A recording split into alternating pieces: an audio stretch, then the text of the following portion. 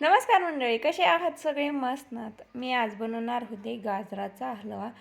तर काय ना आता गाजराचं म्हणजे सीझन सुरूच आहे. वाटाणा, गाजर, तर सिजनेबल अशा भाज्या, फळभाज्या, पालेभाज्या, फ्रूट्स वगैरे ज्या सीझनमध्ये भेटतात ना त्या सीझनमध्ये खावे आणि एन्जॉय करावे.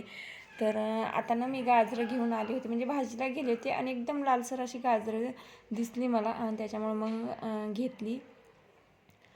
तर हे अर्धा किलो गाजर आहेत आणि स्वच्छ धुवून घेतले. आणि आता आपण त्यावरचे जे दोरे दोरे असतात ना गाजराला ते काढून घेते मी. आणि नंतर मग आपण खिसणीनं खिसून घ्यायचे. तर ह्याचं ना म्हणजे मी आता ह्या पद्धतीनं जसा गाजराचा हलवा बनवते ना, तर म्हणजे नाही का त्याला दूध टाकायची गरज नाही ना, कुकरला लावून शिट्टी शिजवायची गरज नाही ना, काहीच नाही. एकदम साधी सिंपल रेसिपी आहे. तर अशा प्रकारे तुम्ही करून बघा, तर आवडेलच तुम्हाला.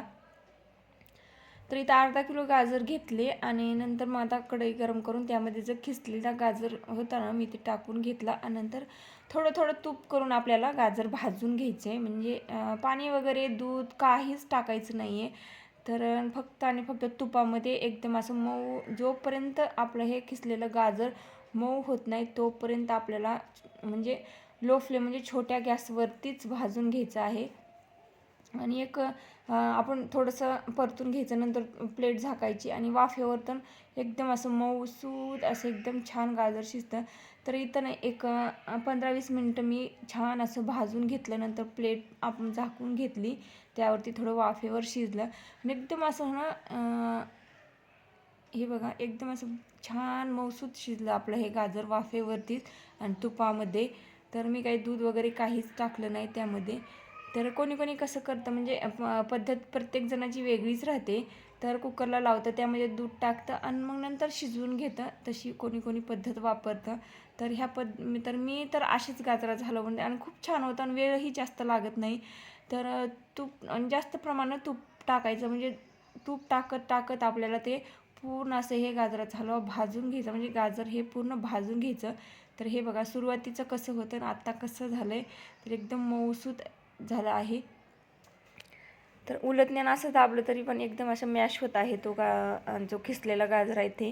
तर त्यामध्येच मी आता पूर्ण असं हे एकदम मऊसूत झालं आहे आपलं हे खिसलेलं गाजर. त्यामध्ये टाकली मी ड्रायफ्रूट्स, काजू, बदाम आणि साखर टाकली. तर साखर कसं प्रमाण आपल्याला आवडेल तसं, म्हणजे गोड कमी गोड त्याप्रमाणे टाकून घ्यायचं. तर मी 1 वाटी साखर टाकली, ड्रायफ्रूट्स टाकले आणि वेलची टाकली कुटून. तर अशा प्रकारे एकदम असं साखर टाकल्यानंतर थोडंसं असं पातळ होतं, कारण कसं होतं ना साखरेचा पाक होतं आणि नंतर मग आटायला थोडं वेळ लागतो. मग ते हलवत राहायचं आपल्याला साखर जोपर्यंत साखर घट्ट होत नाही गाजरामध्ये, तोपर्यंत आपल्याला हलवत राहायचं. आणि नंतर मग शेवटी शेवटी ना साखर आपली आटायला लागते गाजरामध्ये.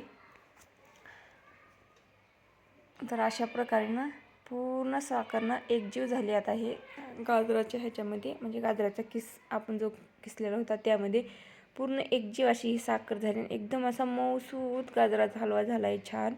तर लहानांपासून मोठ्यांपर्यंत गाजराचा हलवा तर सगळ्यांनाच आवडतं, असं कोणी नाही आहे की त्याला आवडत नसेल. तर गरमागरम मस्त असा हा गाजराचा हलवा तयार झाला आहे.